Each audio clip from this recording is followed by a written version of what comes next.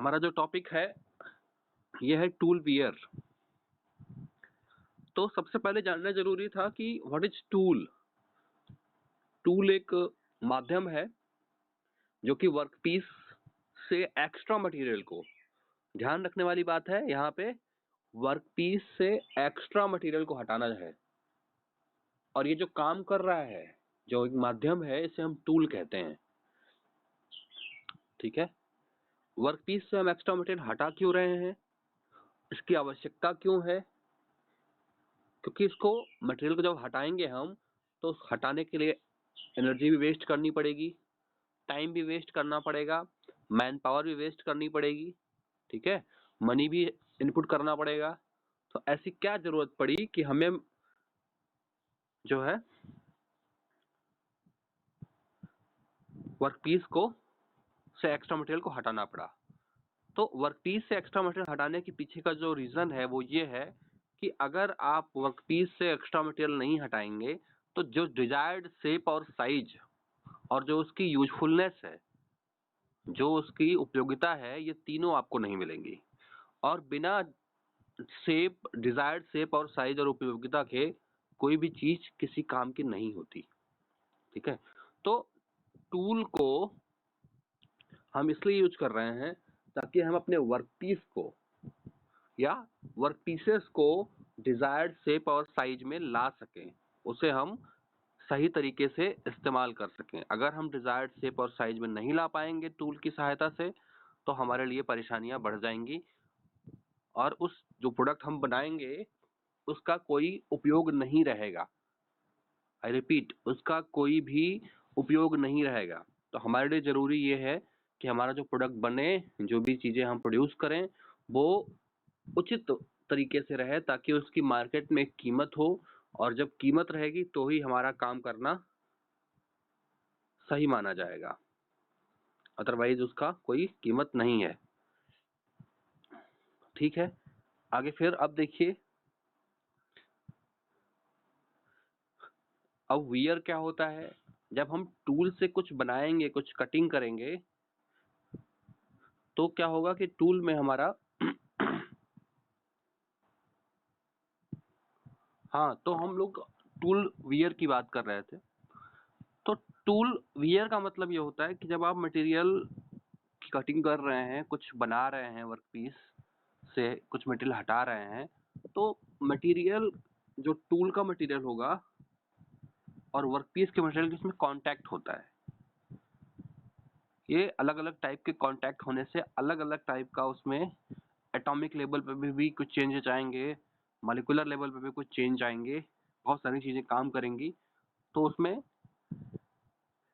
Tool पे कुछ wear होगा, कुछ टूट फूट होगी, कुछ फेल्योर हो सकता है कटिंग टूल्स के एजेस का, क्योंकि हमें लगातार ऑपरेशन करना है। ठीक है, तो टूल वियर से अभिप्राय ये है कि टूल का जो एक्चुअल शेप और साइज है उसमें हुआ परिवर्तन। ठीक है, और ये परिवर्तन क्यों हो रहा है? ये परिवर्तन होने की जो एक्चुअल वजह है, वो वजह केवल और केवल इतनी सी है कि हमारा जो वर्कपीस है वो लगातार उससे टच में है, कटिंग की जा रही है, चिप जो है फ्लो हो रही है, तो लगातार फ्रिक्शन के रूप में हीट जनरेट हो रही है। ठीक है, घर्षण हो रहा है, primary shear zone, secondary shear zone बन रहे हैं। तो जहां जहां कांटेक्ट होगा, फ्रिक्शन होगा, घर्षण होगा, वहां पे आपका वियर होने के चांसेस बढ़ जाएंगे। अब देखिए, जो हमारा टूल वियर है वो 3 टाइप का होता है। जो टूल वियर होगा वो 3 टाइप से, एक फ्लैंक पे, दूसरा क्रेटर वियर हो जाएगा और तीसरा नोज वियर होगा। तो किसी भी टूल में 2 फ्लैंक होते हैं। एक मेजर फ्लैंक जो कि हमारा साइड कटिंग एज के नीचे और एडजेसेंट होता है। दूसरा माइनर फ्लैंक, माइनर फ्लैंक जो होगा वो हमारा इंड कटिंग एज के एडजेसेंट और नीचे होता है। तो ये हमारे दोनों इन इन फ्लैंक्स पे जो वियर होंगे इनको हम फ्लैंक वियर कहेंगे। दूसरा हमारा क्रेटर वियर है। क्रेटर का मतलब होता है गड्ढा। अगर किसी टूल पे वर्क करते करते गड्ढा बन जाए, क्रैटर बन जाए, उसे हम क्रैटर वियर कहते हैं। और तीसरा हमारा नोज वियर है, जो नोज पे भी होता है वियर, उसे हम नोज वियर कहते हैं। नोज हमारी क्या होती है? नोज हमारी जो एंड कटिंग एज और साइड कटिंग एज जहां मिलते हैं दोनों, वो हमारा नोज कहलाता है। वो एरिया हमारा नोज कहलाता है, नोज का एरिया होता है। अब देखिए आगे बढ़ा जाए अगर, तो फ्लैंक वियर क्या होता है? फ्लैंक वियर, जैसा कि नाम से पता चल रहा है कि जो वियर हमारा फ्लैंक के ऊपर हो रहा है उसे हम फ्लैंक वियर कहते हैं। Flank wear occurs on the tool flank. ठीक है, फ्लैंक वियर जो है वो टूल के फ्लैंक पे अकर करता है as a result of friction. क्यों हो रहा है ये? क्योंकि ये फ्रिक्शन की वजह से हो रहा है between the machined surface of the workpiece and tool flank. यानी टूल का जो सरफेस है, जो मशीन्ड सरफेस है टूल, और टूल का जो सरफेस है, दोनों के बीच में जो फ्रिक्शन हो रहा है उसकी वजह से आपका फ्लैंक वियर हो रहा है। फिर से समझिएगा, फ्लैंक की सतह पे होने वाला वियर हमारा फ्लैंक वियर कहलाता है, और यह फ्रिक्शन की वजह से होता है जो कि machined surface of the workpiece और टूल फ्लैंक के बीच में होता है। यानी मशीन किया हुआ सरफेस, कटा हुआ सरफेस वर्कपीस का, और जो टूल का फ्लैंक है उसके बीच में रगड़ की वजह से उत्पन्न होने वाले घर्षण या फ्रिक्शन की वजह से होता है। फ्लैंक वियर जो है appears in the form of so called wear land. ठीक है, यह वियर लैंड के रूप में दिखता है, दिखाई पड़ता है, और यह विड्थ, इसकी विड्थ को मेजर किया जाता है वीवी के रूप में, कैपिटल वी कहते हैं, विड्थ होती है। और फ्लैंक वियर जो अफेक्ट करता है वो होता है आपका, फ्लैंक वियर जो है extend the mechanism of cutting. Cutting forces जो हैं वो बढ़ जाते हैं फ्लैंक वियर होने पर, सिग्निफिकेंटली विथ फ्लैंक वियर। अगर जो आपका फ्लैंक वियर की वैल्यू 0.5 to 0.6 mm से ज्यादा हो जाए तो कटिंग फोर्सेस जो लग रहे हैं टूल पे, वो टूल को, उसकी वजह से टूल हमारा फेल कर सकता है। यानी जो हमारा फ्लैंक वियर है जिसकी विड्थ हम नापते हैं, विड्थ जो है 0.5 to 0.6 mm से अगर अधिक हो जाए तो हमारा टूल जो है वो फेल कर सकता है। और ये क्रिटिकल वैल्यू है 0.5 और 0.6 mm जो है फ्लैंक वियर की। अगर विड्थ जो है, जब कटिंग करते हैं तो कटिंग जो हमारा टूल है उसके ऊपर फोर्सेस एक्ट करते हैं। कटिंग फोर्सेस लगने की वजह से अगर ये फ्लैंक वियर की वैल्यू ज़्यादा होगी तो हमारा फोर्स जो है वो एक्सेसिव, यानी बहुत ज़्यादा कटिंग फोर्स लगेगा और आपका फेल्योर हो सकता है टूल। आगे हम क्रैटर वियर की बात करते हैं। तो crater wear consist of concave section. Crater wear में हमारा क्या होता है, कॉनकेव सेक्शन होता है, एक गड्ढा बन जाता है टूल के फेस पे, क्योंकि चिप जो है वो स्लाइड करती रहती है सरफेस पे। अब क्रैटर वियर अफेक्ट कैसे करता है, वो mechanism process, the process increases the actual rake angle of the cutting tool. Crater बनने से क्या होता है कि जो कटिंग टूल का एक्चुअल रैक एंगल जो है एक्चुअली वो बढ़ जाता है। इससे कटिंग तो आसान होती है, लेकिन जो आपका कटिंग एंगल है वो बढ़ गया, रैक एंगल है जो वो बढ़ गया, जिससे कटिंग तो आसान हो गई, लेकिन साथ साथ आपका जो क्रैटर बन रहा है वो टूल का वेज जो है उसको कमजोर कर दे रहा है। और टूल का जो वेज कमजोर होगा उसमें ये पॉसिबिलिटी बढ़ा दे रहा है कि टूल आपका ब्रेक कर जाए, टूट जाए। सामान्यतः क्रैटर वियर जो है तो एक छोटा कंसर्न होता है, कोई बहुत बड़ा मुद्दा नहीं रहता, क्योंकि इतने बड़े गड्ढे नहीं बनते हैं। फिर से समझेंगे। पहला हमारा फ्लैंक बियर था, जो कि हमारे मशीन्ड सरफेस और टूल का जो फ्लैंक है उसके बीच में होने वाले फ्रिक्शन की वजह से हो रहा था। अगर उसकी वैल्यू 0.5 to 0.6 मिलीमीटर से आसपास हो जाती थी, जिसे हम क्रिटिकल वैल्यू कहते हैं, तो टूल कटिंग की वजह से लगने वाले फोर्सेस की वजह से आपका जो टूल था वो टूटने की संभावना उसमें बढ़ जाती है, टूटने के चांसेस बहुत बढ़ जाते हैं। उसके बाद हम क्राइटर वियर की बात करते हैं। क्राइटर वियर जो हमारा कंसिस्ट होता है वो एक कॉनकेव सेक्शन बन जाता है टूल के फेस पे, और ये बनता इसलिए है क्योंकि जो चिप है हमारी वो स्लाइड करती रहती है। जब चिप स्लाइड करेगी उसका एक्शन स्लाइडिंग एक्शन हो जाएगा, तो जो है हमारे सरफेस पे चिप के सरफेस पे गड्ढा बन जाएगा। ये क्रेटर जो बनेगा ये एक्चुअली रैक एंगल को बढ़ा देता है। रैक एंगल बढ़ने से कटिंग जो है वो इजी हो जाएगा, लेकिन सेम टाइम टूल को ये क्रेटर जो है वीक करता है, जो टूल का वेज है उसको कमजोर करेगा।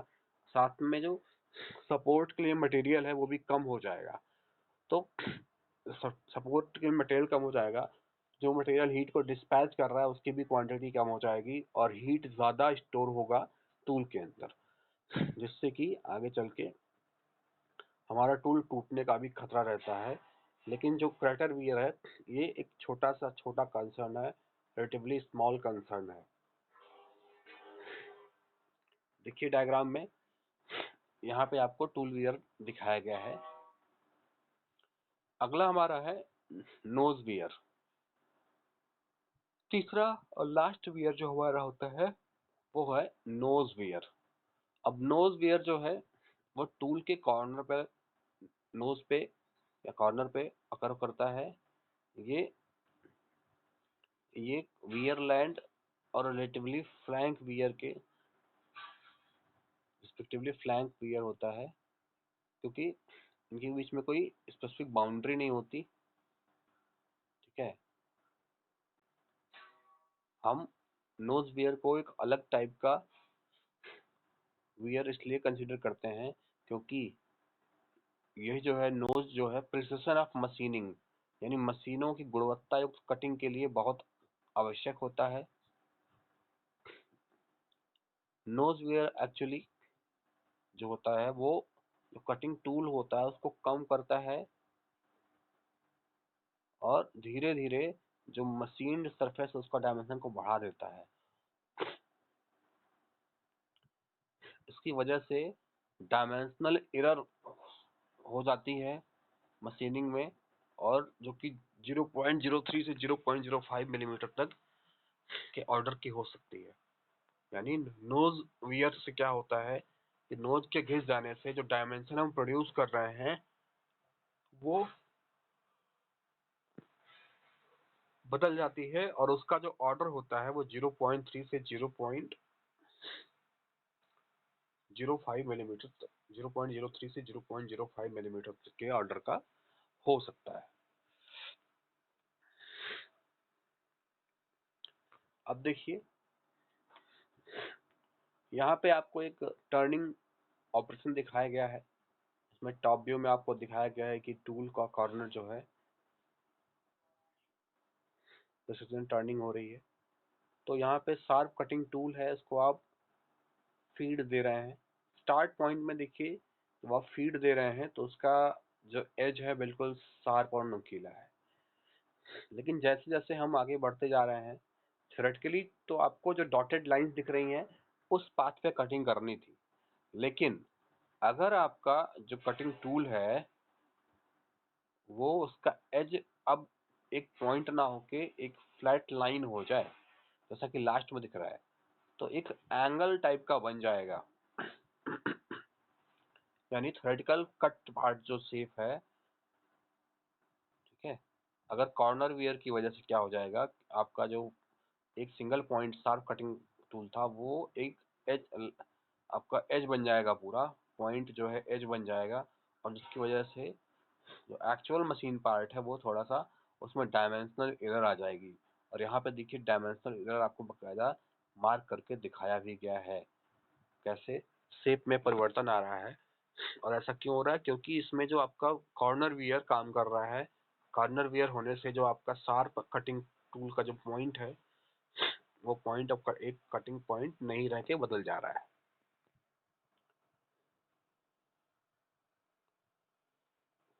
इस डायग्राम में देखिए आपको फ्लैंक वियर और क्रैटर वियर भी दिखाई पड़ रहा है। Crater wear occurs as a result of chip sliding along tool interface. ठीक है, यहाँ देखिए गड्ढा बना हुआ जो 3 नंबर दिखाई पड़ रहा है आपको, वो एक गड्ढा बन गया है। वो इसलिए बन रहा है क्योंकि वहां पे चिप जो है वो स्लाइड करते हुए जा रही है, और जब चिप स्लाइड करते हुए जाएगी तो एक वो गड्ढा बन जाएगा, जिसकी वजह से बिल्ट अप एज बन जाएगा कटिंग टूल के ऊपर। और जो आपका ये नंबर 1 है, ये साइड कटिंग एज के नीचे बन रहा है कि ये जो फ्रिक्शन जनरेट हो रहा है कटिंग टूल एज और मेटल जो मशीन हो रहा है वर्क पीस, उसके बीच में जो फ्रिक्शन जनरेट हो रहा है, उसकी वजह से पॉइंट नंबर 1 पे जो आपको वियर प्रोड्यूस हो रहा है। जबकि वियर जो 2 नंबर प्रोड्यूस हो रहा है वो नोज वियर है, और नोज वियर जो रिजल्ट है वो है friction between nose and metal being machined. यानी जिस टूल से आप मशीनिंग कर रहे हैं वो टूल और जहाँ पे वर्क पीस है, यानी टूल के नोज और उसके बीच में जो फ्रिक्शन हो रहा है, घर्षण हो रहा है, उसकी वजह से वहाँ पे नोज वियर आ रहा है। तो ये टोटल 3 वियर थे। अब जो टूल वियर के प्रभाव क्या क्या है देखिए। सबसे जो पहला प्रभाव है इंक्रीज्ड कटिंग फोर्स। जैसे जैसे टूल पे वियर बढ़ेगा, टूल पे लगने वाला फोर्स, कटिंग फोर्स भी बढ़ता जाएगा। यहाँ कटिंग फोर्स का मतलब उस फोर्स से है जो वर्कपीस को काटने पे टूल के ऊपर अप्लाई हो रहा है। ठीक है। Increase cutting temperature. Cutting temperature क्यों बढ़ रहा है? कटिंग टेम्परेचर इसलिए बढ़ रहा है क्योंकि टूल के पास मटेरियल कहीं ना कहीं कम हो जा रहा है। मटेरियल कम होने से जो टूल की हीट की डिस्पैच करने की, यानी हीट को लूज करने की जो के लिए मटेरियल था, वो मटेरियल कम पड़ गया। और जैसे ही वो मटेरियल कम पड़ेगा, टूल अपना टेम्परेचर कम खो पाएगा, यानी उसके अंदर ज्यादा टेम्परेचर प्रोड्यूस होगा। ज्यादा टेम्परेचर प्रोड्यूस होगा उसकी तो उसका एज जल्दी ब्लंट हो जाएगा। तीसरा है poor surface finish. Surface finish poor क्यों हो रही है? क्योंकि जो कटिंग एजेस हैं वो खराब हो जा रहे हैं। कटिंग एज खराब होगा तो सरफेस फिनिश खराब प्रोड्यूस होगी। अगला है decreased accuracy of finished part. वही सेम चीज कि एक्यूरेसी घट जाएगी। हाँ, टूल भी टूट सकता है। टूल के टूटने की क्या वजह होगी? क्योंकि टूल पे लगने वाले फोर्स जो है वो पहले से बढ़ गए हैं, और उसमें जो मटेरियल है क्रैटर बन गए हैं। जैसे ही मटेरियल और क्रैटर बनेगा, उसके बाद धीरे धीरे वो उसके टूटने के चांस बढ़ जाएंगे। आगे है causes change in tool geometry. कई बार तो क्रैटर और गड्ढे इस तरीके से बन जाते हैं कि टूल की ज्योमेट्री में भी परिवर्तन आ जाता है, जिससे कि सारे ऑपरेशन टूल को करने में समस्याएं होती। कई बार तो पूरा का पूरा टूल ही हमें चेंज करना पड़ जाता है। अब देखिए हमारा टूल वियर को कंट्रोल कैसे करेंगे। तो हमने शुरुआत में पढ़ा टूल क्या होता है, वियर क्या होता है, फिर टूल वियर क्या होते हैं, फिर टूल वियर के अलग अलग टाइप को पढ़े, अब उसके प्रभाव को भी पढ़ा। अब हम पढ़ने जा रहे हैं कि हमारा जो टूल है उसके वियर को कंट्रोल कैसे करना है। तो सबसे जरूरी जो चीज है कि जो रेट है टूल वियर का, वो डायरेक्टली प्रोपोर्शनल है कहीं ना कहीं जो है कटिंग टेम्परेचर। अगर किसी भी तरीके से हम कटिंग टेम्परेचर को रिड्यूस कर दें तो टूल पे होने वाला जो वियर है वो अपने आप कम हो जाएगा। अब रिड्यूस करने के लिए बहुत सारे हमारे मेजर्स हैं। कटिंग टूल टेम्परेचर के साथ साथ और भी कुछ फैक्टर्स ऐसे हैं जो आपको टूल पे वियर जो है क्रिएट कर रहे हैं। जैसे आपका कॉन्टैक्ट स्ट्रेसेस है, टूल का मटेरियल है, वर्कपीस का मटेरियल है। ये प्राइमरी फैक्टर्स हैं जो आपको इन्फ्लुएंस करते हैं। कटिंग फ्लूइड है, अगर अच्छी क्वालिटी का कटिंग फ्लूइड हम नहीं लेंगे तो भी हमारा टूल जो है उस पर अच्छा खासा हमारा वियर होगा। कटिंग टूल का शेप भी हमारा एक रिस्पॉन्सिबल फैक्टर है आपके वियर के लिए। तो आपको एक यहाँ पे सर्कुलर डायग्राम दिख रहा है जो cutting tool wear as a function of basis process parameters. जो कटिंग टूल के फंक्शन है वो बेसिक प्रोसेस पैरामीटर्स के पीछे क्या इन्वॉल्व है आपको यहाँ दिख रहा होगा।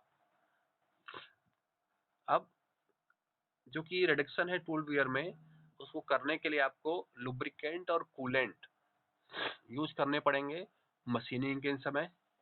ये ना ही केवल फ्रिक्शन को कम करेंगे बल्कि जो टेम्परेचर इवॉल्व हो रहा है, जो टेम्परेचर जनरेट हो रहा है उसको भी कम करेंगे। और अगर फ्रिक्शन और टेम्परेचर दोनों को एक लिमिट्स, एक बाउंड्री के अंदर सर्टेन रखा जाए तो आपका जो टूल वियर है वो काफी कम हो जाएगा, काफी रिड्यूस्ड हो जाएगा, काफी घट जाएगा। एडिशनल मेजर टूल वियर को कम करने के लिए लिया जा सकता है कि एडवांस कटिंग टूल मटेरियल का हम उपयोग करें, जैसे कि कोटेड कार्बाइड, सिरामिक्स एटसेट्रा। यानी हम ऐसे टूल्स का उपयोग करें जिन टूल्स में आपका जो हमारा वियर के चांस है वो कम हो, ठीक है, जिनकी हार्डनेस अधिक हो, जिनमें टेम्परेचर ऑलरेडी स्टोर्ड ना हो। कोटेड कार्बाइड, सिरेमिक्स हमारे ऐसे टूल होते हैं जिन पे आपका टूल वियर बहुत कम होता है या लगभग नहीं होता। अब हम टूल लाइफ की बात करते हैं सिंगल पॉइंट कटिंग टूल में कि टूल लाइफ कैसे काम करती है, क्या होता है। अगली स्लाइड पे चलते हैं। तो टूल लाइफ क्या है कि एक्चुअल जो मशीनिंग टाइम है, ठीक है, एक फ्रेश कटिंग टूल जो हमारा काम करता है, अगर उससे हम लगातार सेटिस्फैक्ट्री काम कर रहे हैं तो उससे हमें रिप्लेसमेंट और या रिकंडीशनिंग की जरूरत नहीं पड़ती। यानी बिना रिप्लेसमेंट या रिकंडीशनिंग के वह वास्तविक समय जबकि टूल को संतोषजनक रूप से कार्य किया जा सके, वो उसका जो है यूजफुल टाइम कहलाता है। जो हमारे आजकल के टूल होते हैं वो हार्ड मतलब कभी कभार पूरी तरीके से फेल होते हैं या टूटते हैं या उसमें मैकेनिकल फ्रैक्चर होता है या रैपिड प्लास्टिक डिफॉर्मेशन होता है। ऐसा मटेरियल हम लोगों ने आजकल हमारे जो टूल्स के मटेरियल्स हैं ऐसे बने होते हैं कि उनमें ये सब चीजें दिक्कतें ना आए, ठीक है। हमारे जो टूल्स हैं जिनमें वियर ज्यादा होता था उसको धीरे धीरे हम लोगों ने स्लोली सिस्टमेटिकली ग्रो किया है ताकि वो मशीनिंग टाइम उनसे बढ़ जाए। तो टूल लाइफ हमारा यहाँ पे से अभिप्राय ये होता है कि जो एक्चुअल हमारा मशीनिंग समय है उसमें एक फ्रेश टूल काम कर सकता है बिना बिना एक सर्टेन लिमिट के टूल वियर के।